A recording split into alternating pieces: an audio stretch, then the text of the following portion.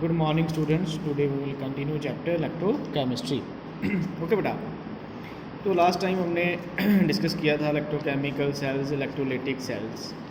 सो उसमें हमारे पास दो टाइप की साइन कन्वेंशंस थी जो हमने डिफरेंस किया। जो इलेक्ट्रोकेमिकल सेल्स होते हैं उसमें हम कैथोड को पॉजिटिव लेते हैं जिसके ऊपर रिडक्शन होती है, और एनोड को नेगेटिव मार्क करते हैं जिसके ऊपर ऑक्सीडेशन होती है। बट हमने इलेक्ट्रोलाइटिक सेल्स में पढ़ा है कि कैथोड जो होता है उसके ऊपर नेगेटिव चार्ज होता है और एनोड के ऊपर पॉजिटिव चार्ज होता है, रिवर्स हो जाता है in case of electrolytic cells. तो उसके बाद आ जाता था मेरे पास एक मेन डिफरेंस है बेटा, difference between electrochemical cell and electrolytic cells. So ये डिफरेंस बहुत ज़्यादा इम्पॉर्टेंट है। सो आपने इसको जो है बेटा वो लर्न कर लेना है, क्योंकि आपने इलेक्ट्रोकेमिकल सेल भी पढ़ा है और इलेक्ट्रोलाइटिक सेल भी पढ़ा है। ओके, तो नेक्स्ट टॉपिक है बेटा मेरे पास आज का सम कमर्शियल सेल्स और बैटरीज। कुछ हम कमर्शियल सेल्स की बात करेंगे, जिसमें मेरे पास आ जाता है बेटा बैटरीज। बैटरी क्या होती है, जो हम घरों पे भी यूज़ करते हैं, इन्वेटर्स वगैरह, उसके साथ एक बैटरी यूज़ करते हैं। तो बैटरी का फंक्शन क्या है? Battery is an arrangement of the electrochemical cell that can be used as a source of direct electric current. Okay, तो बैटरीज क्या है बेटा? Arrangement of electrochemical cell that can be used as a source of direct electric current at constant voltage. जो batteries होती हैं बेटा वो हमें डीसी करंट, डायरेक्ट करंट जो है वो सप्लाई करते हैं। और जो हमारे घरों में करंट आता है वो होता है बेटा एसी, ऑल्टरनेट करंट। ठीक है, ओके। उसके बाद अगर हम बात करें बेटा ये कमर्शियल सेल की जिसमें बैटरीज वगैरह आती हैं, तो इसकी हमारे पास टाइप्स ऑफ कमर्शियल सेल्स दो टाइप्स हैं बेटा, एक प्राइमरी और दूसरा सेकेंडरी सेल्स। प्राइमरी बैटरीज और प्राइमरी सेल्स क्या होते हैं बेटा? जो प्राइमरी सेल्स होते हैं, the cells the electrode reactions can not be reverse. उसमें जो केमिकल रिएक्शंस होती है ना बेटा, उनको हम रिवर्स नहीं कर सकते। मींस कि अगर हमने उस सेल को एक बार यूज़ कर लिया देन वो क्या हो जाएगा? डेड हो जाएगा। उसको हम चार्ज नहीं, रिचार्ज नहीं कर सकते। No, do not rechargeable. Okay, some common examples dry cell ते mercury cell, these are the primary cells. उसके बाद आता है बेटा सेकेंडरी बैटरीज और सेकेंडरी सेल्स, जो चार्जेबल होते हैं, जिनको हम अगेन एंड अगेन जो है वो यूज़ कर सकते हैं, वो क्या होते हैं? Secondary cells. तो उसमें क्या होता है बेटा कि जो करंट है वो स्टोर हो जाता है, सो दैट्स वाई हम उसको स्टोरेज सेल्स जो है वो भी बोलते हैं। So secondary cells are also called storage sales.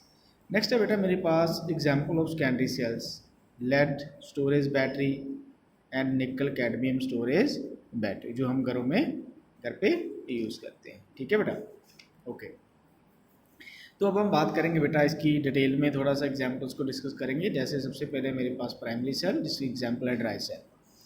तो प्राइमरी सेल्स में क्या आता है? The most familiar commercial cells are dry cells. These are used in, कहाँ पे हम ड्राई सेल्स को यूज़ करते हैं? These are used in torches, toys, flash lights, calculators, tape recorders and many other devices. तो सबसे पहले जो है ड्राई सेल को किसने डिस्कवर किया था? Are based on the Leclanche cell invented by the G Leclanche in 1868। जो इसकी वर्किंग है बेटा वो लेक्लेंचे सेल के ऊपर डिपेंड करती है, जिसको डिस्कवर किया था जी लेक्लेंचे ने। तो dry cell is shown in figure 19, this one. So ये देख रहे हो बेटा आप ड्राई सेल, आपको ये है बेटा एक ड्राई सेल। ठीक है, जिस सिलेंडर में हम ये इस रिएक्शन को परफॉर्म कर रहे हैं वो जिंक का बना हुआ है। सो इट मीन्स जो जिंक का सिलेंडर है वो एक्ट कर रहा है एज ए जिंक इलेक्ट्रोड। तो हम जिंक सिलेंडर को क्या मान रहे हैं? Zinc electrode. तो वो क्या एक्ट करेगी? एनोड, क्योंकि जिंक के ऊपर क्या हो रही है बेटा? ऑक्सीडेशन। तो जिसके ऊपर ऑक्सीडेशन होती है उसको हम एनोड पे मार्क करते हैं। तो दूसरा इसके ऊपर ग्रेफाइट है इसमें प्रेजेंट, कैथोड जो एक्ट कर रहा है, ग्रेफाइट कार्बन है जो एक्ट कर रहा है कैथोड। साथ ही इसके ऊपर पेस्ट है मैग्नीज ऑक्साइड प्लस कार्बन की, paste of ammonium chloride plus zinc chloride. तो ड्राई सेल क्या अगर हम बात करें तो it consist of a zinc cell and filled with the moist paste of ammonium chloride and little of zinc chloride. Two types की इसमें paste present है बेटा। तो सिलेंडर जो है वो एक्ट कर रहा है anode zinc cylinder. The cathode is graphite carbon rod.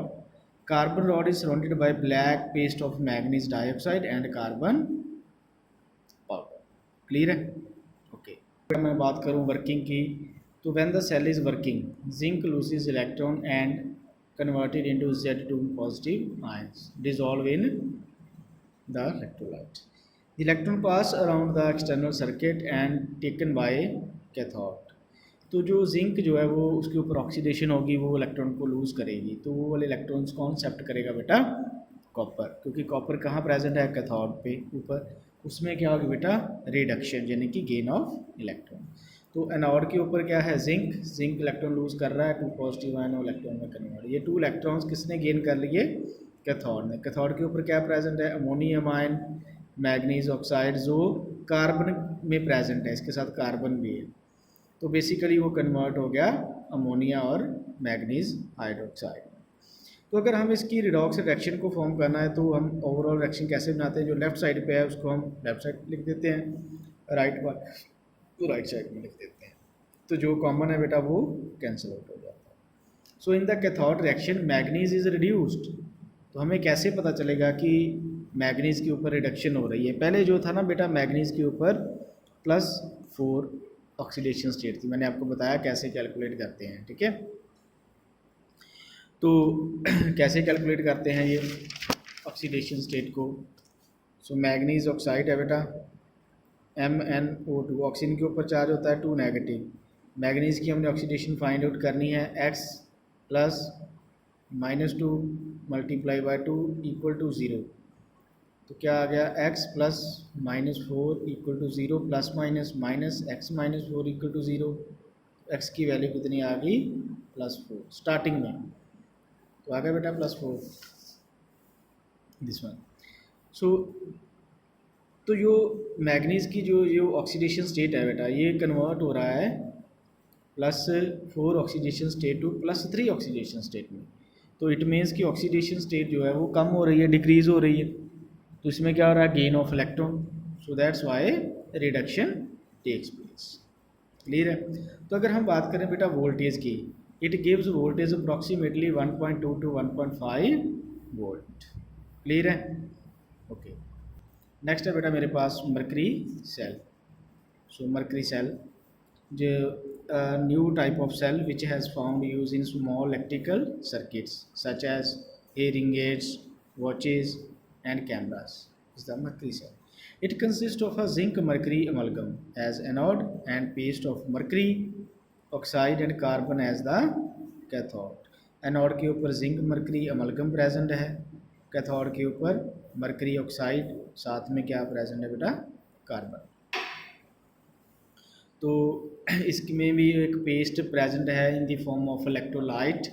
उस पेस्ट का नाम क्या है बेटा? KOH, potassium hydroxide and zinc oxide. तो अगर हम देखें तो एनोड के ऊपर क्या प्रेजेंट है? Zinc amalgam. तो उसकी क्या होगी? ऑक्सीडेशन। तो इलेक्ट्रॉन वो लूज़ करेगा, तो कन्वर्ट हो जाएगा जिंक ऑक्साइड और वाटर में। तो ये जो 2 इलेक्ट्रॉन्स है इसको कौन गेन करेगा? कैथोड के ऊपर मरकरी ऑक्साइड प्रेजेंट है, साथ में वाटर प्रेजेंट है। तो क्या बन गया? वो मरकरी में कन्वर्ट हो गया +OH नेगेटिव आयंस। तो इसकी ओवरऑल रिडॉक्स रिएक्शन क्या हो जाएगी? लेफ्ट वाले लेफ्ट साइड पे आ जाएंगे, राइट वाले राइट साइड पे आ जाएंगे। क्लियर है? वाटर के साथ इलेक्ट्रॉन के साथ वाटर के साथ इलेक्ट्रॉन्स कैंसिल हो। क्लियर है बेटा? ओके। सो अगर हम बात करें तो ये है मेरे पास बेटा diagram of mercury cell, this one.